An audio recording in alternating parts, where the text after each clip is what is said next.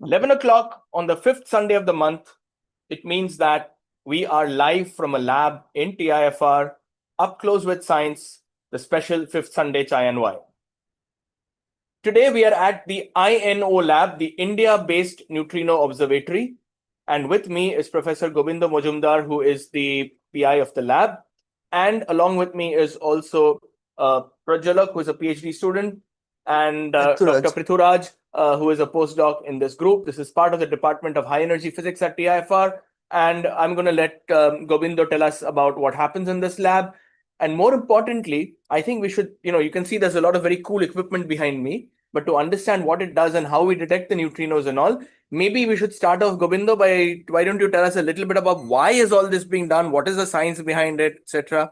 Do you want to tell us a little bit of that first? And then maybe we can go on and see parts of the equipment or whatever you'll show us in the lab. Yeah. Okay. So, Arnav, thanks. First, maybe I may show few slides to take this background, why we made this lab, what is the things we are looking in the lab, why we are looking in the lab. And after that, Prajalak and Pethu, they will give all details of the instrument, what we build to achieve this goal.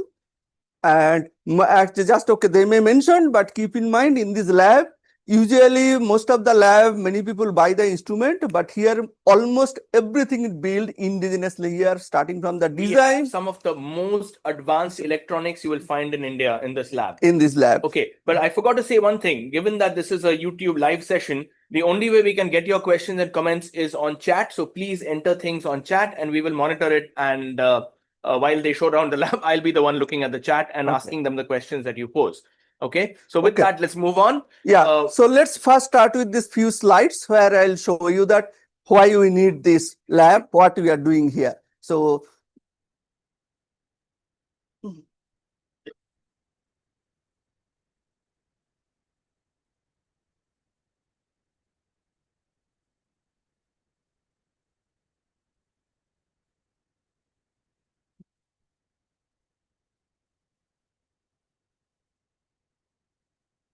I hope you can see the slides.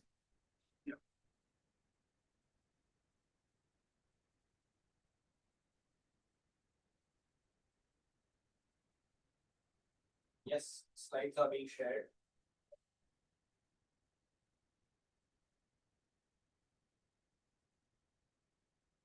Yes. Okay. So you can. Okay, I can start. Okay, so let's start what we are doing in the lab. Mainly we are trying to understand what is the fundamental building block which makes the universe. So to talk about that, let's start with this, our knowledge of this constituent of these matters. If let's go 200 years back, that time we know the Dalton's formula. That's only this fundamental molecule was there. But as time goes on, people found that that is not the fundamental particles. And these, most of you know that in 1897, Thomson first found the electron. So that time it was found that matter is not the constituent, there is the electron is there. Then you people know the famous Rutherford experiment in 1999, where he showed that electrons are moving, circulating against the nucleus, heavy nucleus. Then in 1932, actually Chadwick, he found that in the nucleus is made of the proton and neutron. Neutron is the neutral particles. And then as time goes on, in 1968, in the large-scale experiment, people found that the proton and neutron, they are not even a fundamental particle, they can break off. And what is the size of these defined particles we mentioned here? But here we put a question mark because with this energy in our hand, or the way we probe it, we cannot probe this below 10 to the power minus 16 centimeters. So if this quark also has a fundamental structures, in time, it will tell that it is the fundamental structures or those are these fundamental particles. And just as a curiosity, I say that J.J. Thomson, Rutherford, Chadwick's, they are the sequentially Rutherford guys were the Thomson, Rutherford PhD student were the Chadwick. Okay, so that was this fundamental particles we know. But now, over the last 100 years, we know much more on the fundamental particles. And these fundamental particles now at present we know roughly 18 quark, total 48 particles are there. This is categorized mainly two groups. One is called the quark, one called the lepton. And the lepton, we are familiar with the electrons mainly. This electron are familiar, but all other was discovered, and photons was also familiar, but all other were discovered in last 1 century. I just show you very fast.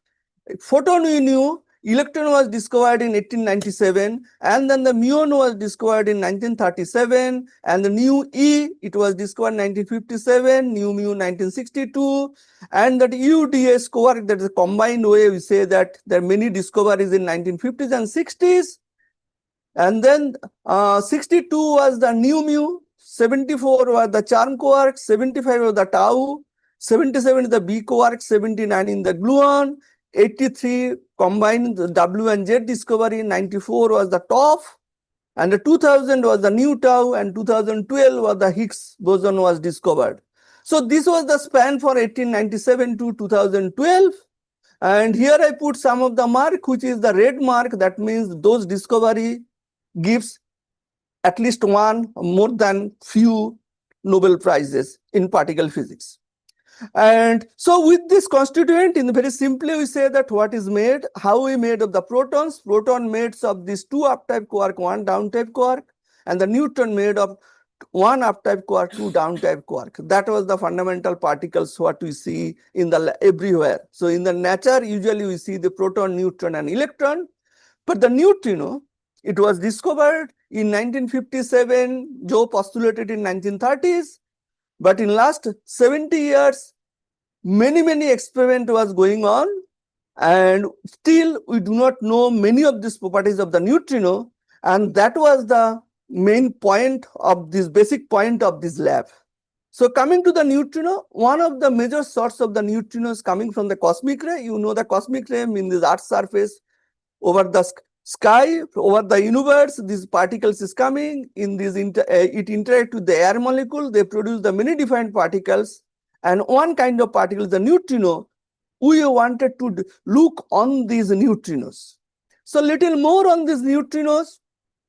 So this is the same pictures I showed in this top of this atmosphere.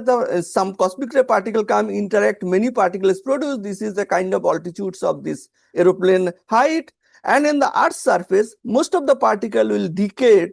And here is the pictures. You see that the depth in number of particles is gradually initially increase and then decrease.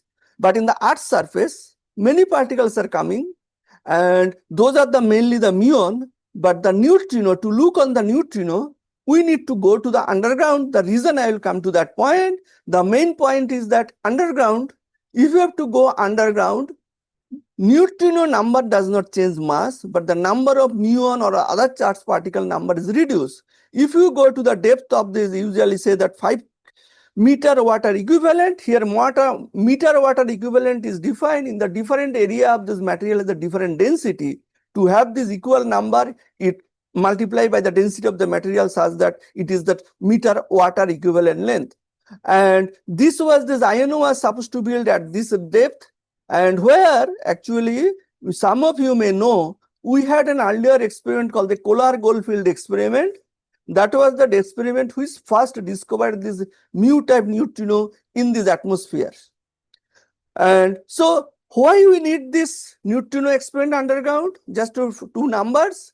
The rate of atmospheric neutrino interactions, if I have the 20 kiloton detectors, in 1 year we will have only one interactions.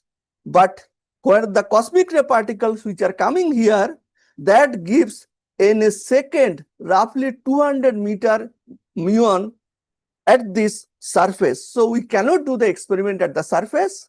Can we take a question? Can Yes. we take an online question? Yes. So there is a very interesting question online, which says that asks about, you said that they are made up of quarks, Yes. these particles.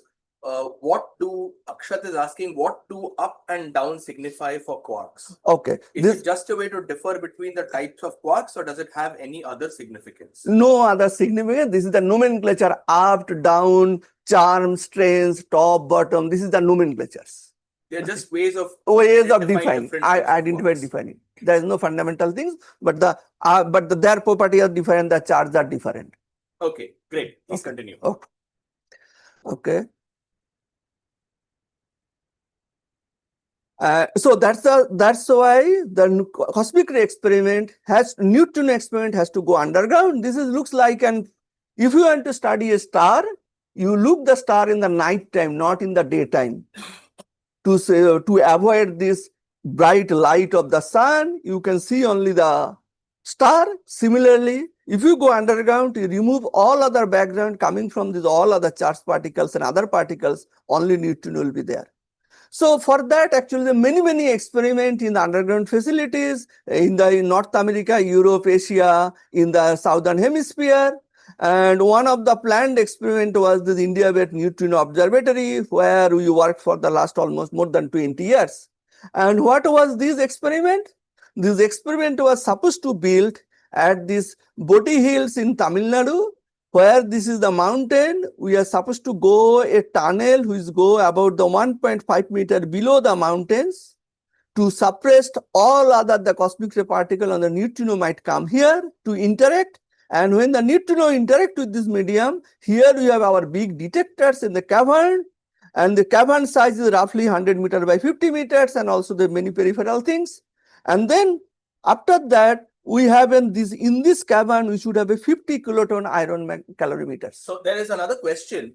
So this is just to make it easy that you find a mountain and drill horizontally rather than vertically. Go vertically below in a mine. Yes, because you said TFR did experiments in Kolar goldfields earlier, which was in a deep mine. It is a deep mine of the 2.3 kilometers underground. So why do we not use a mine, and why do we prefer to take horizontally under a mountain? Okay, so now that experimental scope is increased, we have to have a big experiment. And the big experiment, the main problem was that we should supposed to make a steel plate which is 2 meter by 4 meter long.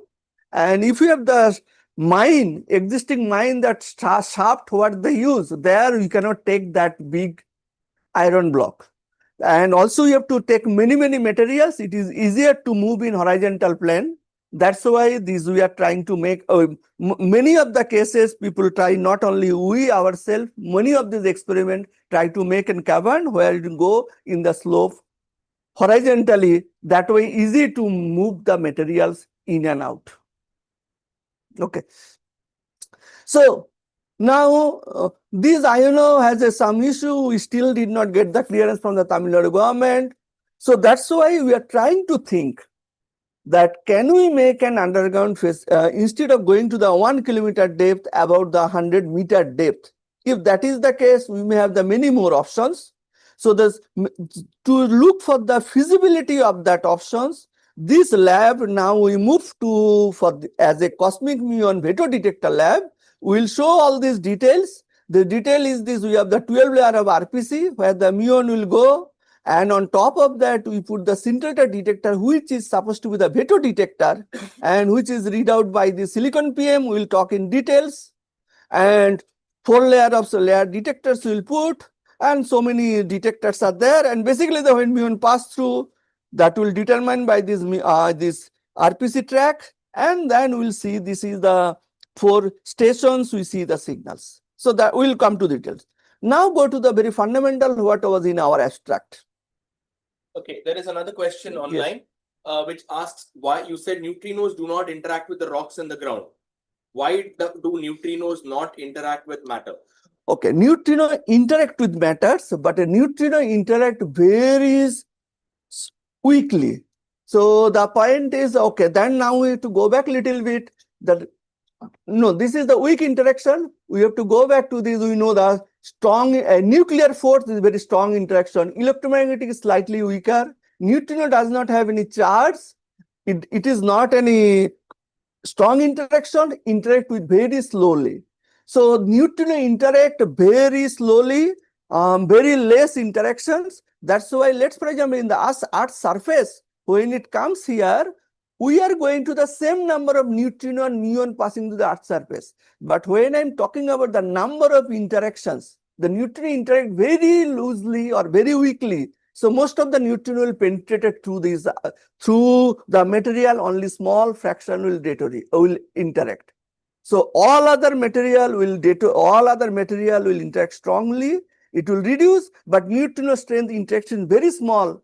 And that's the advantage which is underground, you will have a neutrino, but also the very weak interaction number of neutrino will be very less. So right now there are neutrinos that are going through me. Going to me in my fingertip in 1 centimeter area, roughly 10 to the power 9 neutrino pass through in our hand. In 10 the to one power 9 9 1000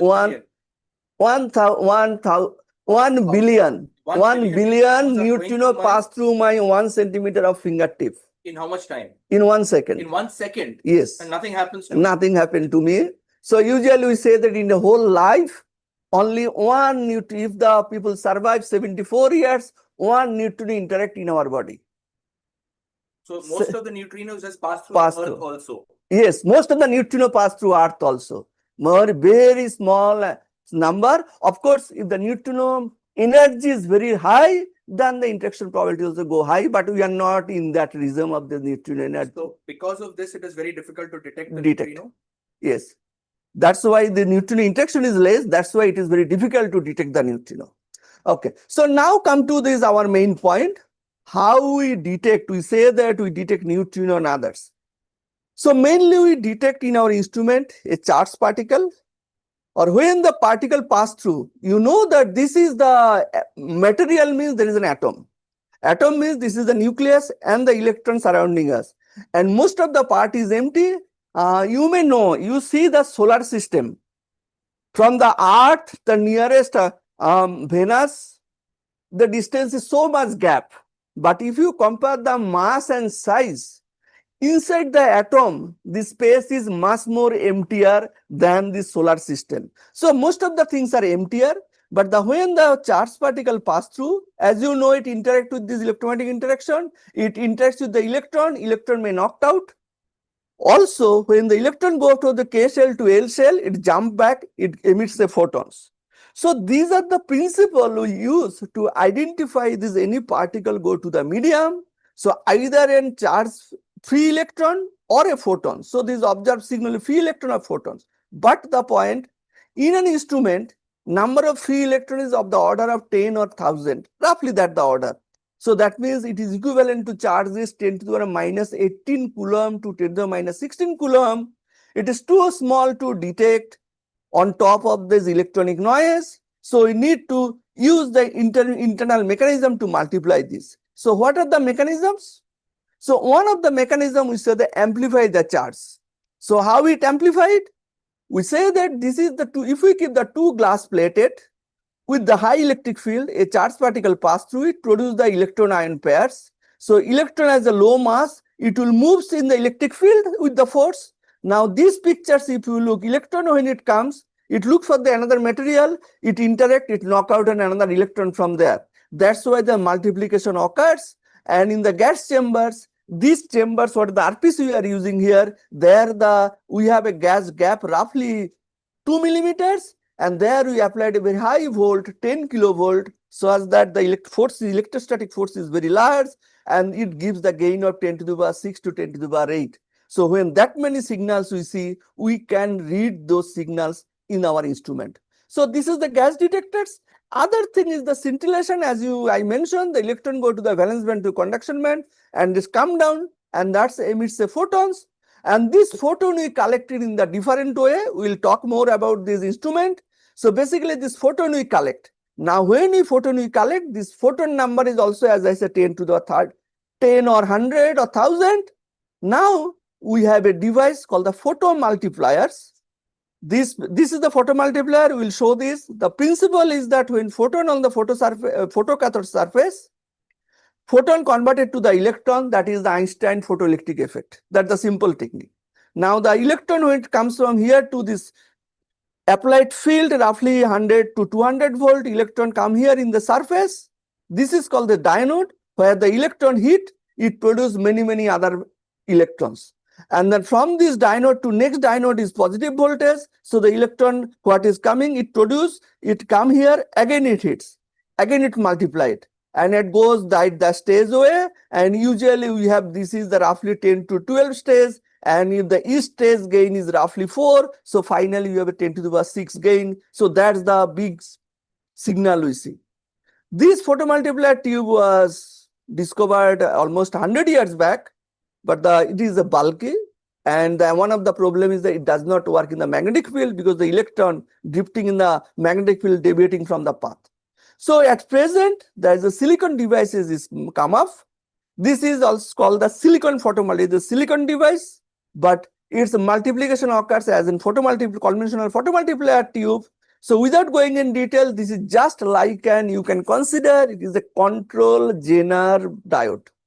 In the Zener diode, we know that when this voltage is reversed by voltage on the PN junction we put, it goes in this, after certain breakdown voltage, is sharply current is rise up. But here current is not rise up with the voltage, it the controlled will rise up. Using this technique, we can again multiply the signal roughly 10 to the power 6, and that signal we collect, and that is the reasonably good signal. So these are the main fundamental principles by which we detect any external particles when it come to the Earth's surface, and we detect. And the detector and other things that we'll talk more on this. We'll show all these things in the table, and those Prajalak will explain most of the things. Yeah, so this is the fundamental technique. I say that if you have some questions. Could you stop the slide share so we can go? Okay. Actually, Professor, there are lots of instruments and interesting stuff. So could you give us a walk around the lab and then we go to the technical stuff? Okay.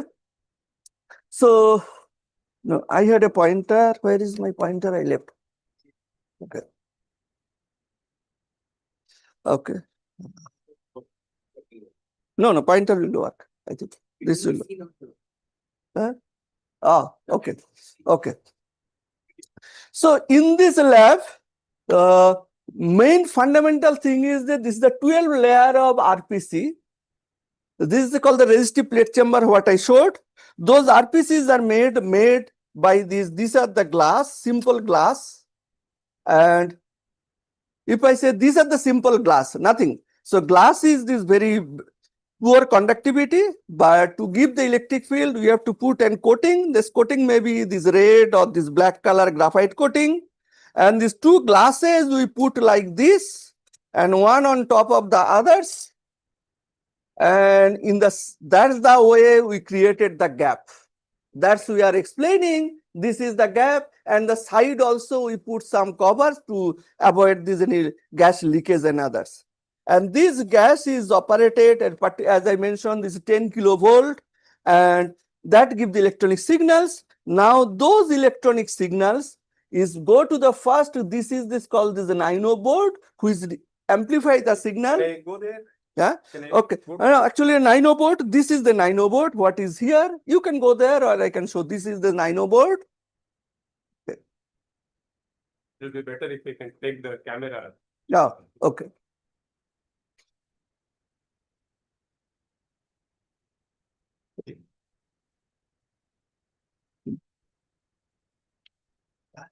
So this is the NINO board, which take the signals, and the signal it will amplify, and the discriminator of the signal. This board work in the principle of this transimpedance amplifiers and the discriminators.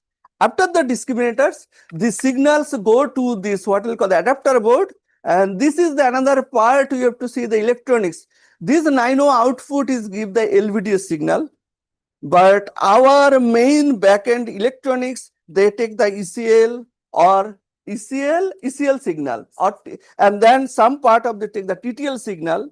So in between you have to put an adapter board by which is converted this LVDS signal to ECL or TTL board. These The ones signals, who are not, people probably do not know the difference Okay. between these signals. So are these different voltage levels? Yeah, this is the voltage levels. This is the So defined voltage There are levels. different voltage levels of the signals, and there are some other there must be Other things part, about how okay. wide a pulse should be, etc., etc. That depending on this is roughly is the 50 to 100 nanosecond it should be there, and this is the LVD is a low voltage differential. So this is the to propagate the signals.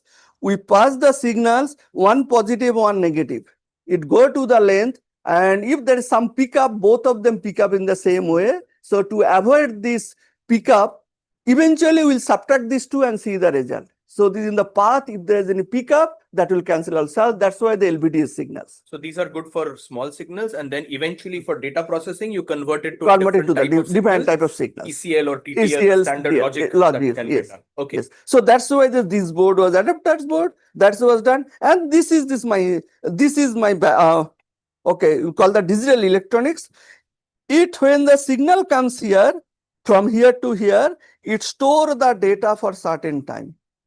Because we do not all the times we do not see the muon pass through, some electric noise is coming. So are these boards available for purchase, or are these specially made?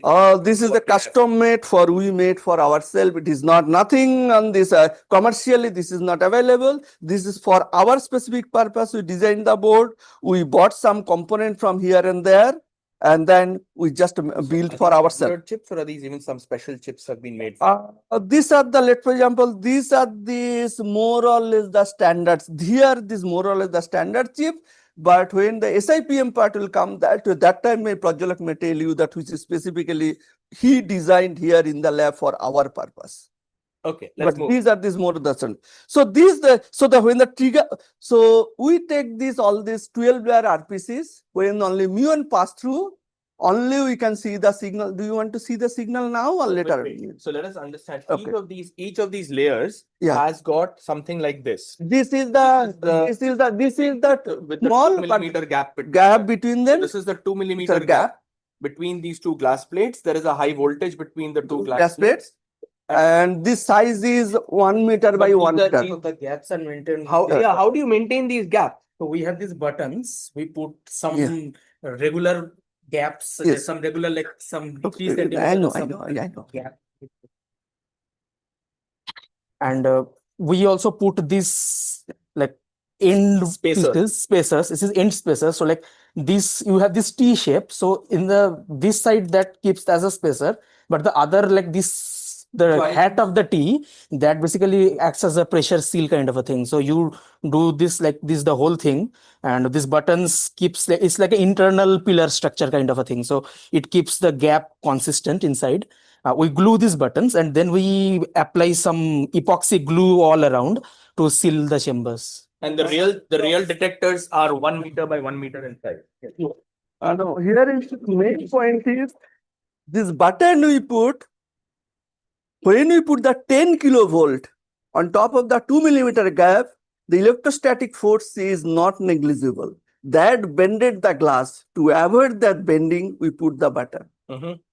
So that the otherwise electrostatic force in this size area, if we put the four side, glass will bend.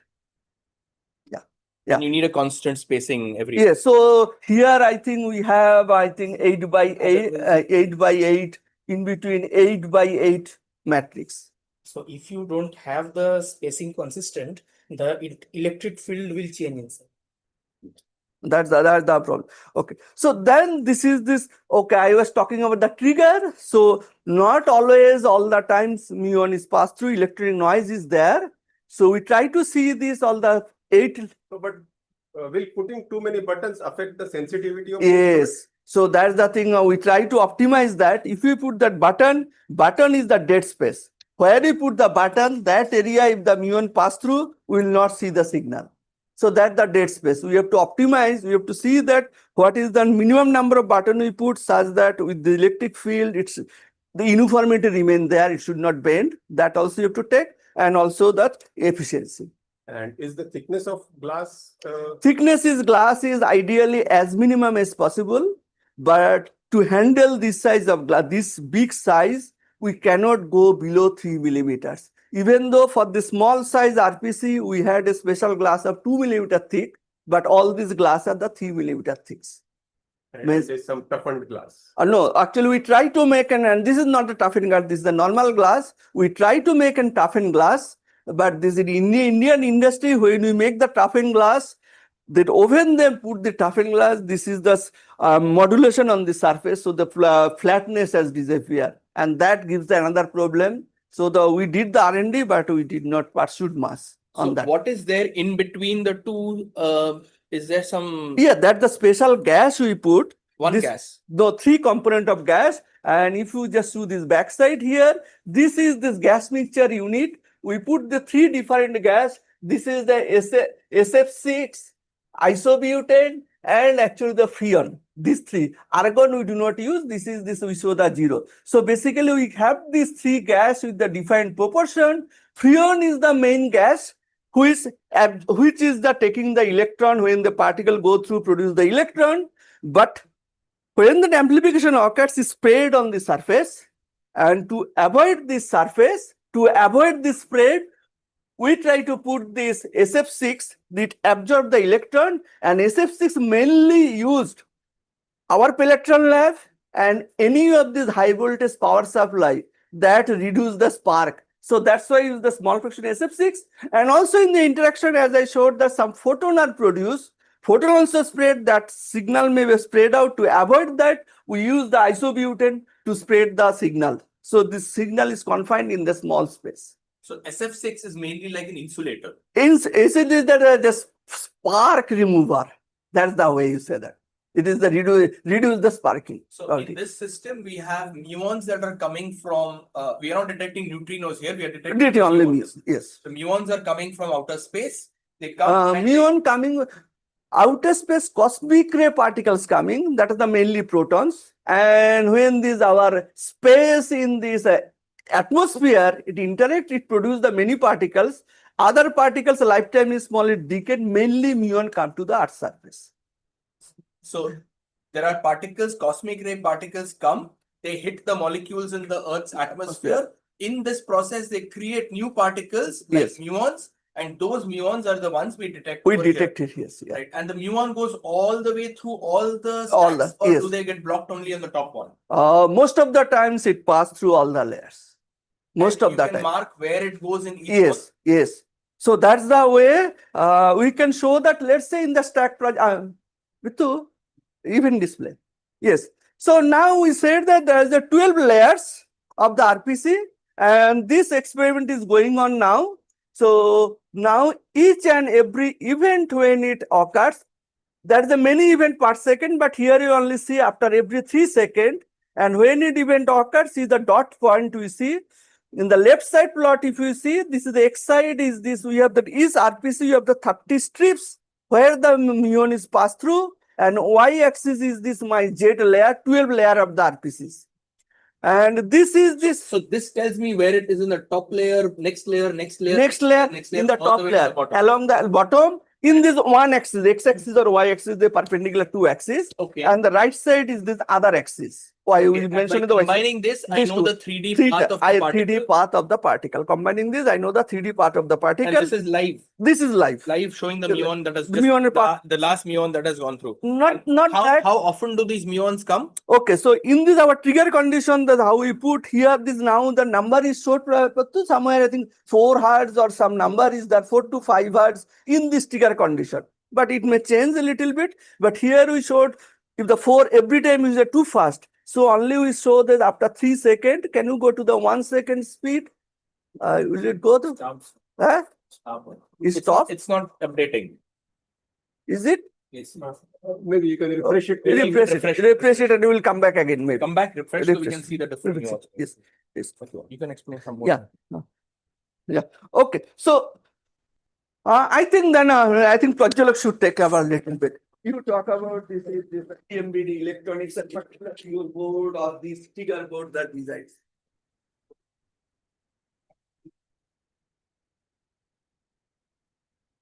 Okay, so like then Prajjalak you are a PhD student in this group, yes, and you are trying to work on making some of the components that are necessary for detecting neutrinos. Yes, I mostly design the electronics here, although I have a physics background, but I am working mostly in electronics now. Mostly in electronics. So you design the electronics? I design these circuits, yes. Okay, wow. Okay, great. So why don't you tell the people about what you do? Okay, so like apart from these gas detectors, we have another type of detectors up there. These are called the scintillator detectors, as Govinda sir has just talked about. So could you tell us again, where are the scintillator detectors? These black things. The black things on top. That things, yes. Okay. Yeah. So we have some smaller of down here. And do you stack these as well? Yes, these are stacked. So you see 4 layers in X direction, 1 layer in Y direction on the top. Okay. So these are also stacked. Yes. Okay. So we have smaller versions of them down here, and these are actually working now. We can show you the real data. So these scintillators, these are basically very normal plastic things. Like you can see these things. See, it's like a very Wait. Huh. So you are saying that What is a what scintillator? scintillation? And what is the scintillation? scintillation is when a charged particle pass through a material. It excites the molecules inside. That molecule gets de-excited and produces the light. So some particle goes through, and at some point a light will come. Yes. But how do I detect the light? Yeah, so for this scintillator, so you cannot make the bar itself with that material. So you make some plastic material, and this is, I think, So this is a special plastic that if a Yes. charge goes through it, it will Huh. emit some light. yes. So while making these bars, you put inside normal plastic, you add little bit of those special molecules, and they get distributed uniformly, and they produce the light.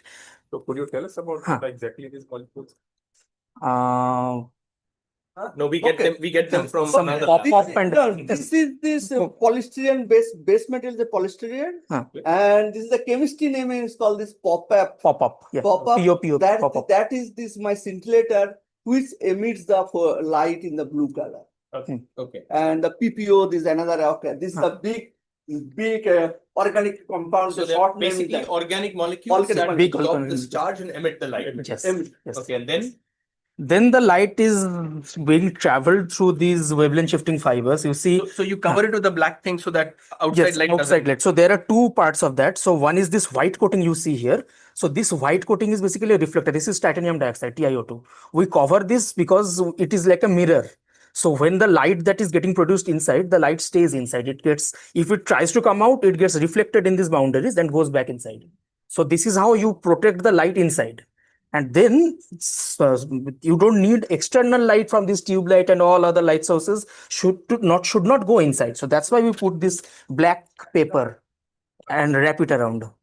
Okay, so this black paper is a very special type of black paper. Just to say it again, you cover it essentially to trap that whatever is produced inside that doesn't go out. Yes. And no light from outside comes in. For that, yes. yes. This, we call it the light tight. Light this is light tight. Okay. Yeah. Okay. Yeah. So it is light tight. Correct. Yes. Nothing goes in, nothing comes out. Yes. Okay. So then what happens is that we put these fibers. These are optical fibers. These fibers, the job of these fibers is to bring the light from the plastic to the ends of the. If you can focus on, you see this green light is glowing. So basically, it is carrying out the light from inside the scintillator at the edges. Okay. Okay. So at that edge, we put some kind of a photodetector. So is this a special kind of a fiber, this green fiber that I see? Yes. These are called wavelength shifting fibers. So it absorbs the light in blue and it is generating a green light. So this is the photons. This is the spectrum. The blue light, what is emits? Where is my pointer? Pointer. It's okay. It's okay. Where's the pointer? Maybe you can continue. Yeah. So this is the graph, I think, the absorption and emission spectra. Okay. Yeah.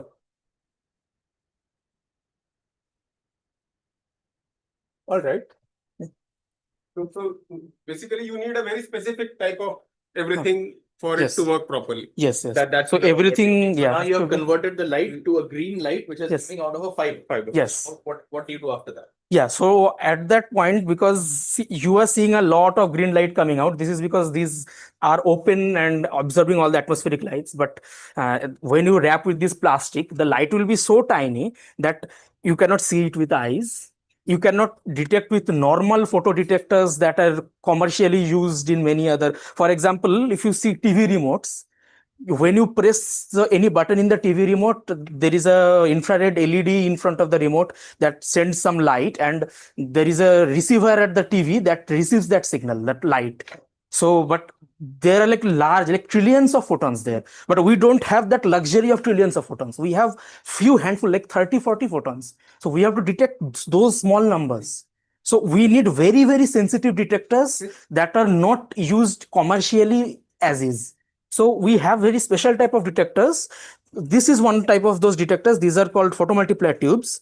So here you see on top, there is something called a photocathode. If you remember, like Einstein got the Nobel Prize for photo electric effect. So it is similar thing. Like whenever there is a light hitting here, Similar. it's the exactly same thing. Yes. So when light is hitting here, a photon is getting converted to an electron. So basically, this is a cathode that emits electron when light strikes it. Wait. Yeah. Let's go a bit slowly. Okay. So you have a photo. You are telling us about photomultiplier tube, Yes. in which you are basically striking visible light. In Yeah, this case, visible light. Yeah, on Okay. top of this window. and you expect it to produce an electric current. Electric. Yeah, it will produce an electron Okay. particle inside. Okay. So now we accelerate the electron, and there is this dynode stages. This one will be easier to see. We have one open here. So you see all these stages. These are called dynode stages. So the first electron hits in the first dynode stage.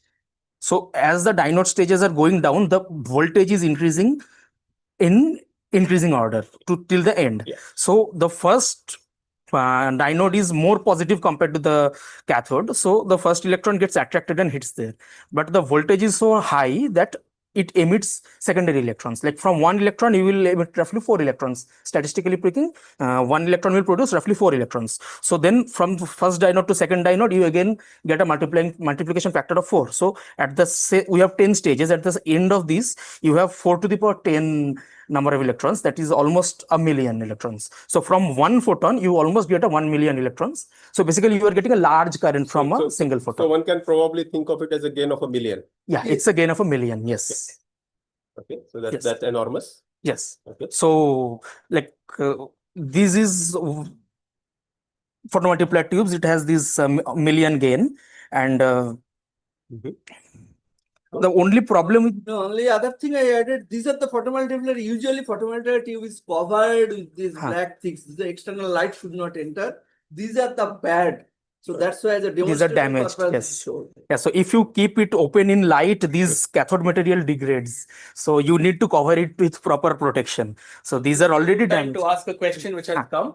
The question is the plastic that you showed, which emits a light when a charged particle goes through it, does that also degrade with time? Does the material become bad with time? Okay, so these are cosmic ray particles here. We call this degradation in this our term called the radiation damage.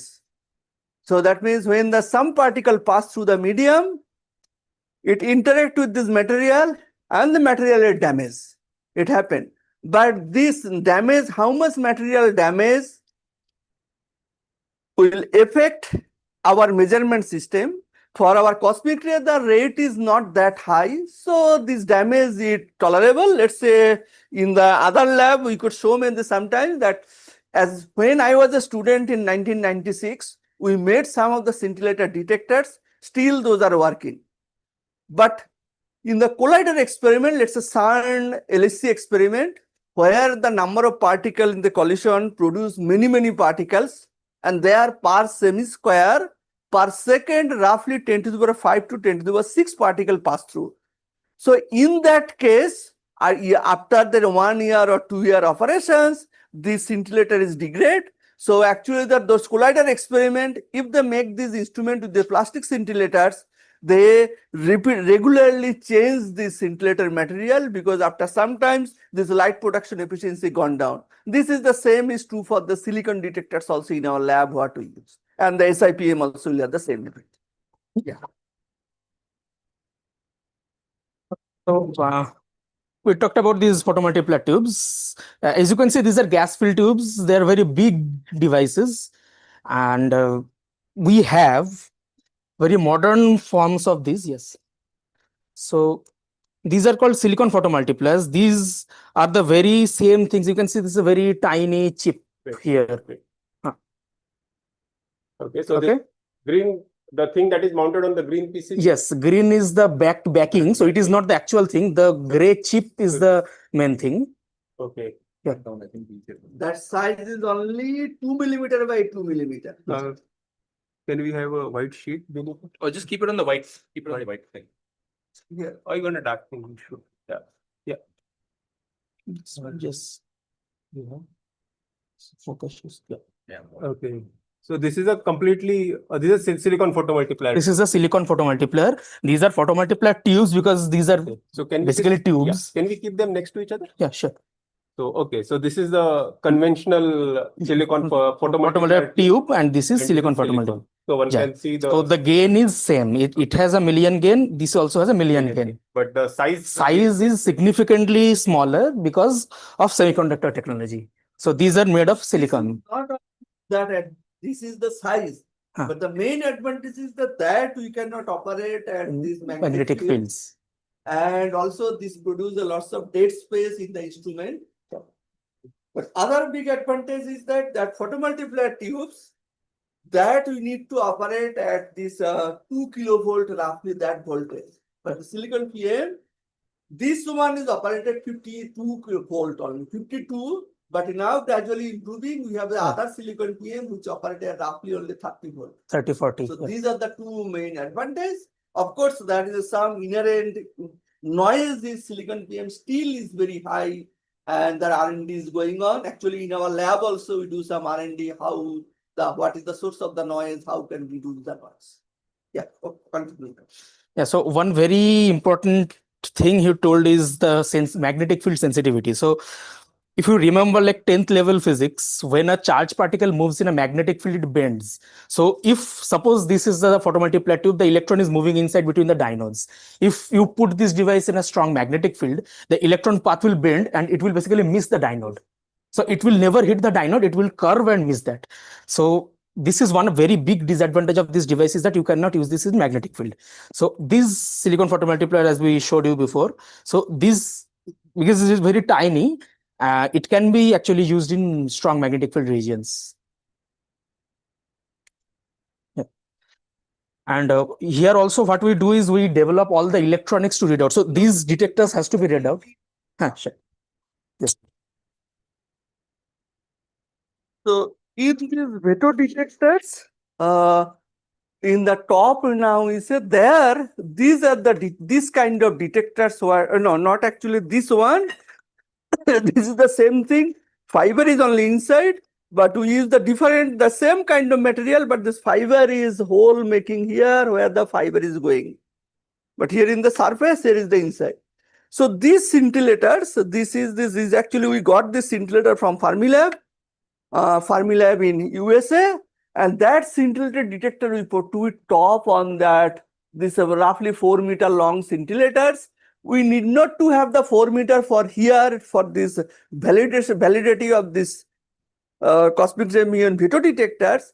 But if we have to use it in real experiment, we have to use roughly 4 meter or 5 meter long. So that's why you have the 5 meter long detector. Just one small quick question. How does one, how do you decide on the size of the detector? How does this design the size of the detectors? So roughly this is this size. Ideally, this should be very small. Then we know that where the particle is gone through. But if we have to make this small detector, our readout number of electronics is going up. And when you have a small detectors, we have to add too many detectors. So let's say this is joining two detectors. So inherently there is a space in between. There is a microscopic gap. So that's the dead space. So we have to optimize that dead space. And actually for that, if you see these 4 layers, if you see, they're a little bit shifted. The logic is we put such a way, this way. One layer we put there. Yeah. Now you see the geometry. One layer we put it here. Another layer we just shifted little bit, such that here when muon pass through, it will both of them should not be the cover. This is the one. Gap does not. Another one will be like this way. The gaps never line up. Okay. So then so this is the way we put the detectors, and now from the detectors like this here I talked about this our readout electronics. That detectors also we have to use the applied voltage and collecting the signals. So the applied voltage, there is a conventional standard power supply is there to put this applied high voltage for this.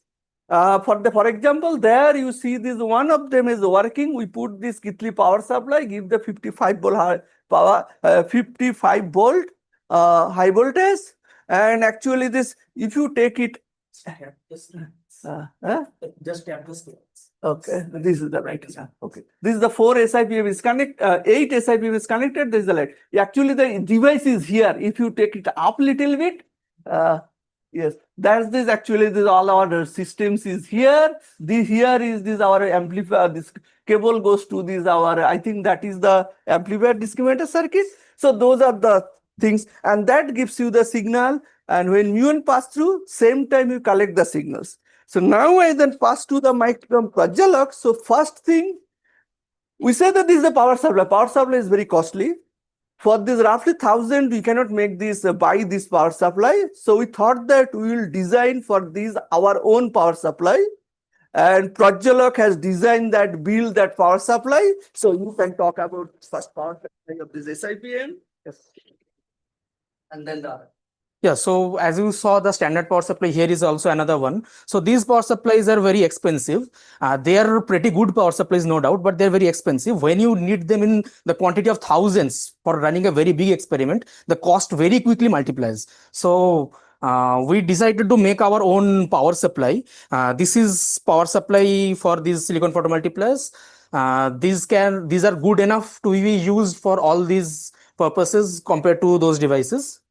And we also make in this lab all the other electronics, like you don't only need the power supply, you need the amplifiers, the discriminator, everything. So like the entire, from the sensor to the computer storage, the entire data chain, the entire data acquisition process, the analog, digital, everything we make in this lab. So Yeah, the preamplifier. okay, yes. So you can see here, this is one analog board. Here we have the signals coming from, so if you can show that.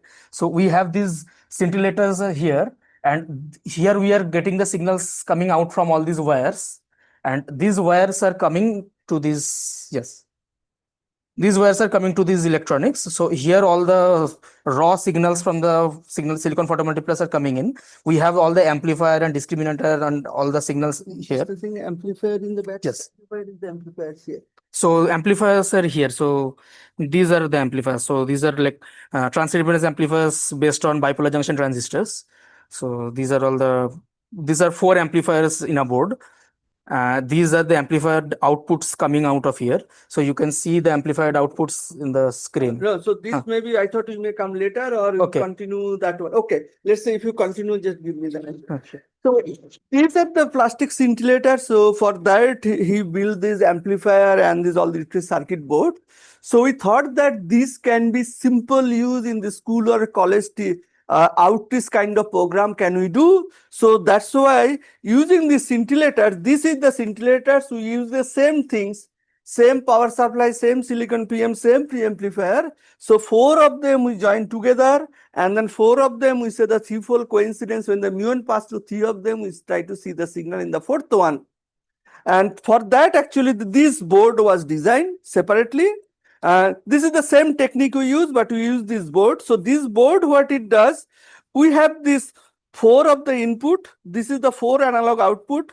And this one of this threefold coincidence. That means when the 3 of them has a signal, muon, we say that one analog, one digital output.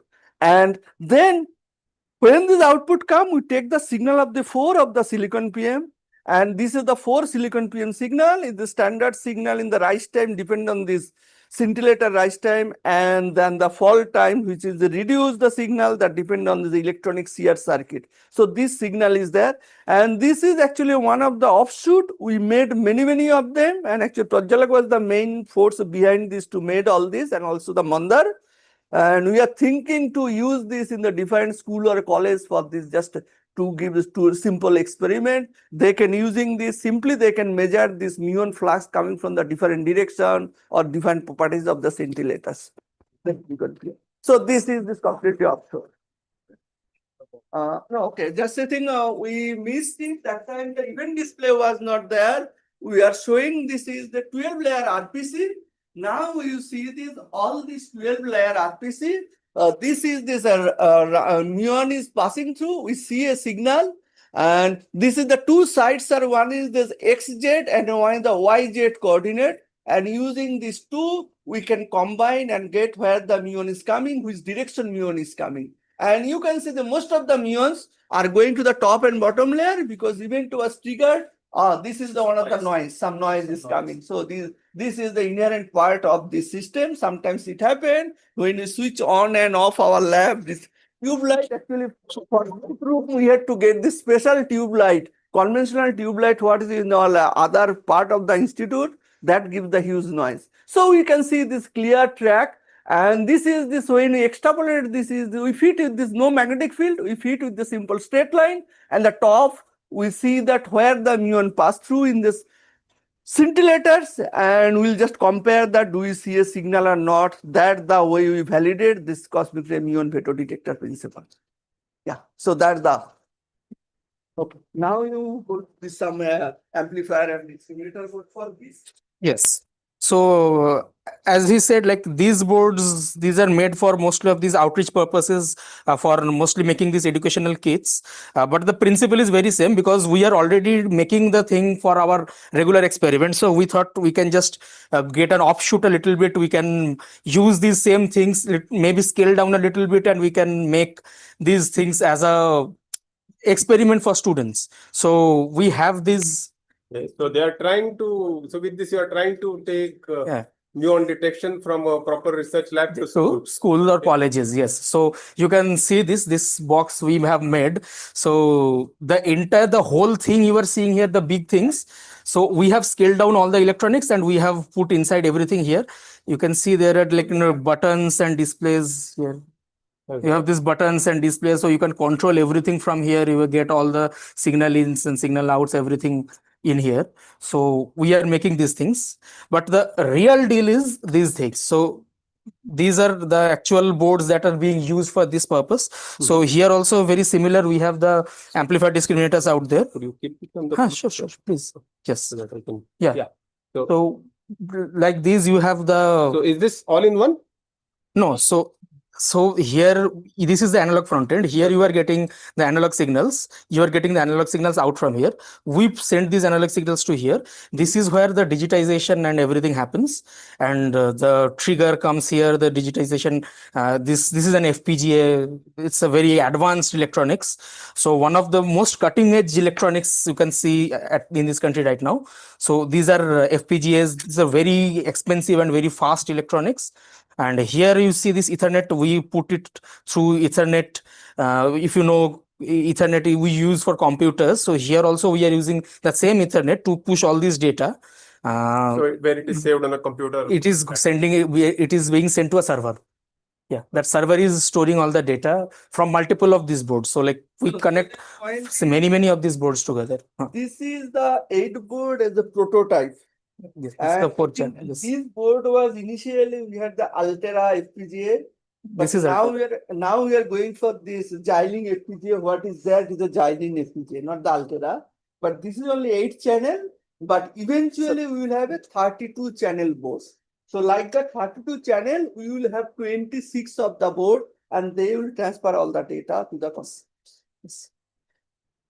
Okay, meanwhile, there is a question on the net.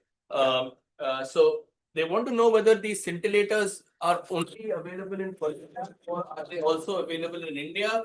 Do we make the scintillators in India, etc., etc.? So can you tell us something about that, Professor Govind? Yeah. So this scintillator is made in the different lab in the outside and also in India. And scintillator, what is the conventional plastic scintillator used? There's a different detector. This is a plastic scintillator. This is the 2 kind of plastic we call the cast scintillator, which looks transparent. Another in this called the extruded scintillator, which is inherently covered with the titanium oxide to prevent the external light. We do not need to put this too much material on top of this. So this extruded plastic scintillator, this was primarily made in the Fermi for the different experiment. And with the collaboration with the agreement, not the official, unofficial agreement, Fermi director visit to the TIFR, that the discussion they give this to us in free of cost. But this plastic scintillator, what I call the cast scintillator, is made in outside and also in India. And our cosmic ray laboratories in Uti, they made this kind of scintillators. And but this scintillator was you can see the crack. This is the very old scintillator we bought from the bike run by the long back. But Uti, we made these scintillators and we have tested that scintillator quality is the same as what we got from the outside. Even some cases it may be better than the outside world. And this commercial, this Bicron scintillator and UT scintillators, they are not only making for the cosmic ray, they are used for the other experiment in BRC and some other places, mainly for the homeland security. These UT made plastic scintillator are used. Yeah.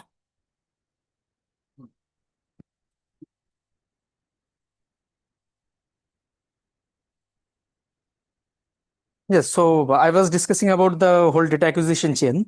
So the analog signal comes here, they are getting buffered and digitized and then pushed through Ethernet. So we have many dozens of these boards. As I said, there will be 26 boards. So all of them will be pushing data through a network server, and there is a lot of challenges while making all these electronics and this data chain, because whenever there is a cosmic muon hitting the scintillators, there is a large volume at a very short span of time.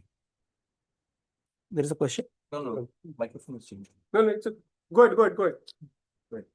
Yeah, so there is a large volume of data that flows through these systems at a very short span of time. So you have to do a lot of things for that.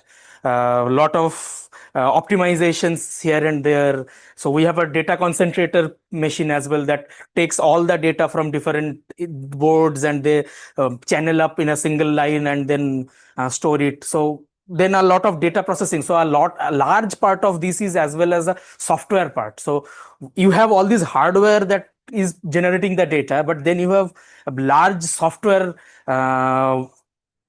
production as well going on. Like we have people who develop the software who that takes all this data, that stores, that compresses that data, that that also visualizes the data. As you saw here for the RPC, we saw that the tracks. Yeah, so similarly we have the entire software stack for this CMVD system as well. So one should realize that this involves a lot of engineering and Yes, design. yes. And it's not just like one has a material and one can have everything. That's not so. There's a lot of optimization that is required at multiple stages. Yes. And that's how you. Yes, so like there are very, very fine details in every step involved. Like it has many different branches of engineering and physics coming together at the same place, and yeah, it's a very big thing. So next, I think we're going to have Dr. Prithu explain something. Yeah, so I would like to discuss, so whatever data we collected here, so how we get some physics output from this cosmic muon. So the main reason is the detector what we have chosen, that actually has the capability to track the exact position where muon passes through. The same time, the time at which the muon has passed through at instant, like what instant. So how we actually do it, we have a 12 layer of RPC stacks here. From there, we record the signals. So what you have seen in the live tracks, there we have a discrete like strips, like 32 strips in X side, 32 strips in Y side. That gives X and Y coordinate where the muon passes through, and the Z coordinate is provided by the height of the different detector. Yeah. So you can see, like we have the miniaturized detector. So as you might have seen, these are small, very small scale RPC detector. So we place this something called pickup strips through which we receive the signals from the gas gap. So you can see, top pickup panel, we keep it if it is such like that. Then bottom pickup panel, we will keep it orthogonally so that we can extract both X and Y position of muon passes through. Now, we have the events or data. It may have other noise particles also, like some electronic noise also may be there, which might be recorded together. In first moment, we want to exclude all the noise and we want a pure muon events to be analyzed. And we can see, so if you see here, so the muon passes through. There is one, like in a detector, 2 hits or 3 hits may be given in the detector, or 2 or 3 strips in the detector will give electronic signal. If there is a noise that may come uncorrelated, it can come in any strips. So not to exclude that, we have a procedure that actually exclude the noise hit, and remaining selected signals you fit it by the straight line, and you can extract the directional information of the muon. So using this directional information, we can count the number of muons comes from the different direction around this location, using which we can study there is something called east-west asymmetry of cosmic muon.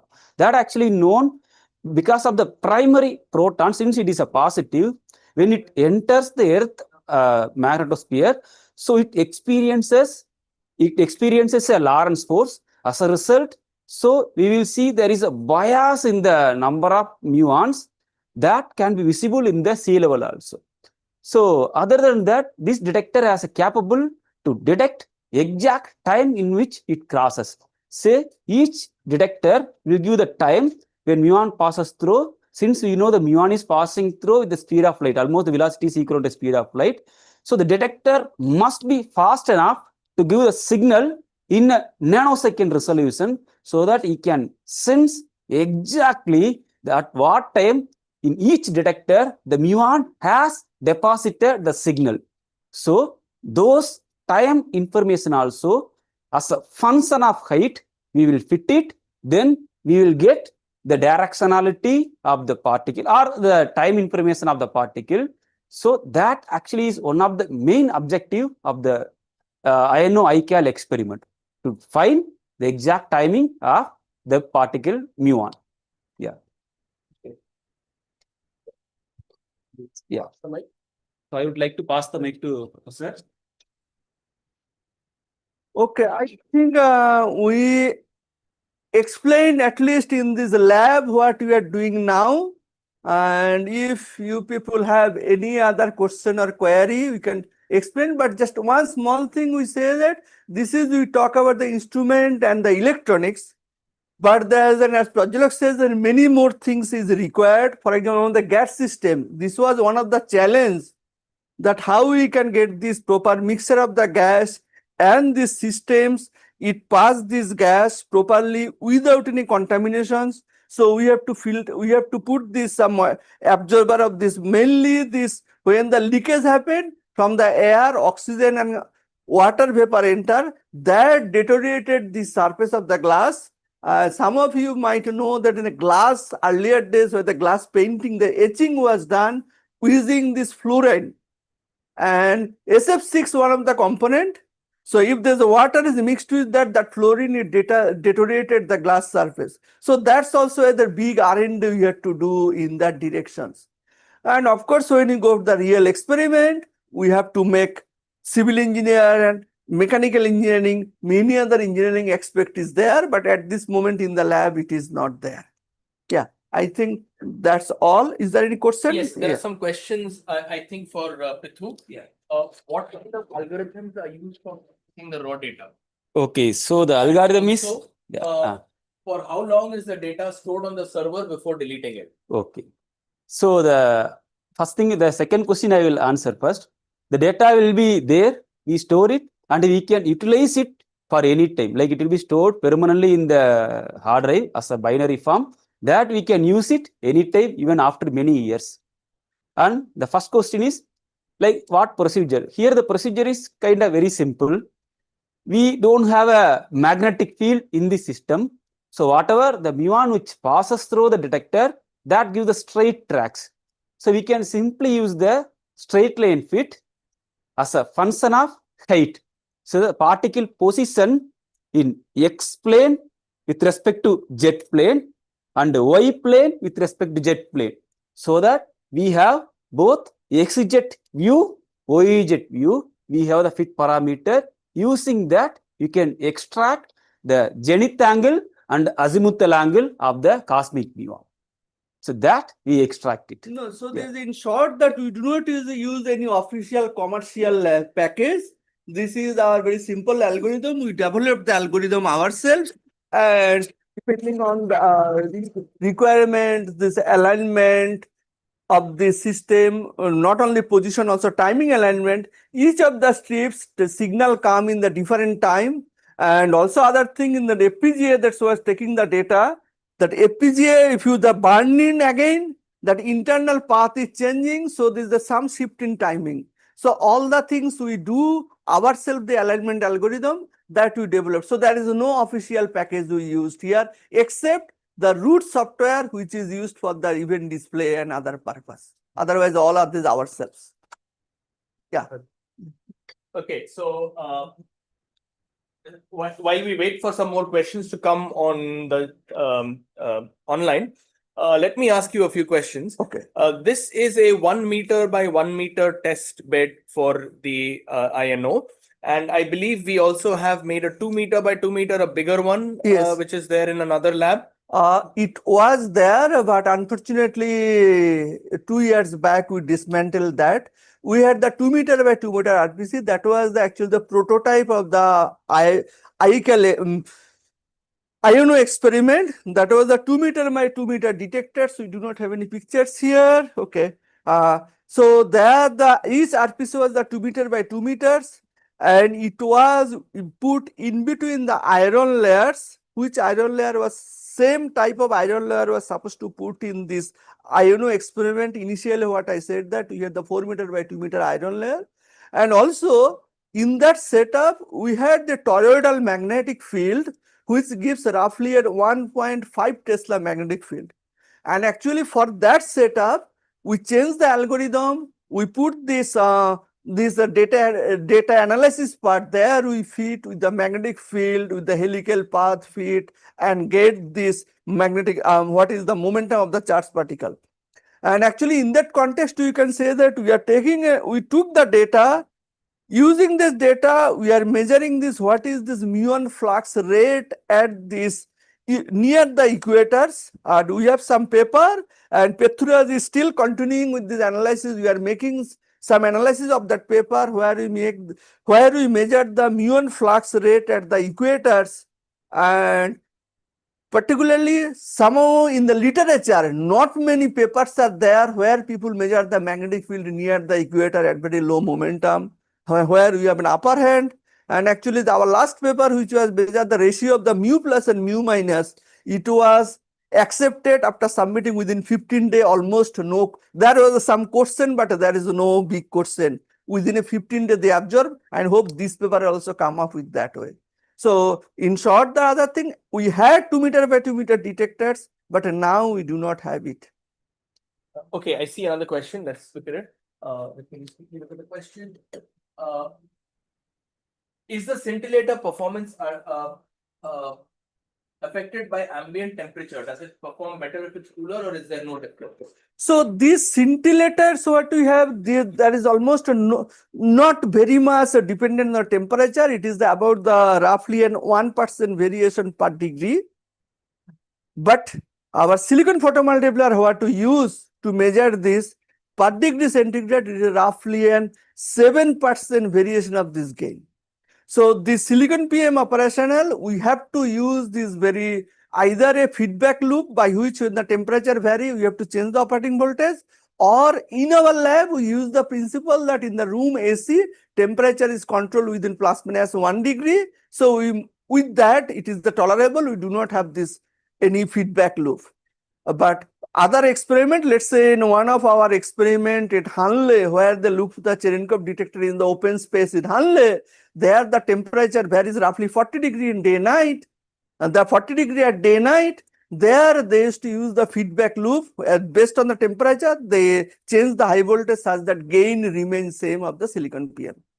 Okay. The next question is perhaps more like in the realm of science fiction for now. But has anybody made plans to put a neutrino detector on the moon or somewhere else? No. The reason is that, as I said, the neutrino detector, this number of event is very small. When we say that our ICAL experiment, that 50 kiloton, we are expecting 50 kiloton detectors, only 3 event in a day. And so this big detector putting in this moon at present no plan, as far as I know. Okay, great. I think last chance, online audience, if you want to ask any questions. If not, do you want to end with some statement? Okay, thanks, Arnav. So Come here. I think what is important is to realize that to do cutting edge physics, you also need to do a lot of engineering and develop a lot of technology. The technology can be very simple. It could be as simple as how do you keep two glass plates, from bending. That could be very simple. The answer can be a simple button, or the technology could be in developing the, really cutting edge electronics for handling signals, which you cannot do otherwise. So you need a lot of efforts in engineering and technology necessary in order to probe physics at the cutting edge. Yes, I completely agree. So we are talking only very physics, but behind this, there is a many other small jobs we need to do. Many of these things often happen. Let's say, for example, this is the glass. What kind of glass? At the beginning, we say that the glass what we are having, this glass actually this was bought from the Italy. So we have the glass. When we look for in India, we look for this standard glass from the market. We paint and work, and we saw that glass does not work. Then we look for this composition of the glass. What is the composition of the Italian glass, or is bought from the Japanese glass and Indian glass? And the different industries in the India, we look the glass. Apparently, we did not see much difference. Then we have to go for the different industry in the India. And then with this industry, we finally choose the glass. What is the glass?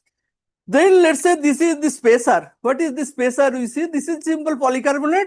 One of the constraint is that it should have very high resistivity, such that when you put it here, there should not be no current flow through this. But the point is the standard polycarbonate, what we have it here, that has another drawback. From this polycarbonate, there is a gas leakage through this. So even though it is a simple polycarbonate, we have to do the R&D, which polycarbonate is suitable for us. So these are the very tiny things looks like, but that takes a lot of time to finalize that what to use or what not to use. And I believe some of these materials then eventually find other uses as well. I mean, scintillators which were designed to detect particles and cosmic rays are now used for medical experiments and for other reasons as well. So yes, certainly this is the medical imaging in SIPM. That's one of the R&D in our lab we are doing.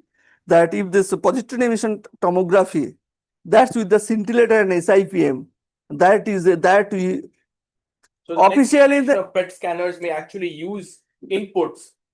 So no, and materials and technology that was actually originally designed with high energy experiments in mind. So this actually is a Europe. There is already some development is there, but we are trying to make ourselves in India with the same technology. We can make the institute. If we can make in India, that will be much cheaper. We can give to the many more hospital and other local places. Great. Thank you very much. I'd like to thank the entire team, Professor Govindo Majumdar, Dr. Prithu, Prajalab. Thank you so much for taking us through your lab, explaining everything. And if you still have questions, feel free to put them on the chat or send us an email, outreach@tifr.res.in, and we will send the questions to the lab and they will get in touch with you. So on that note, thank you all for watching, and keep watching Chai and Wire. Okay.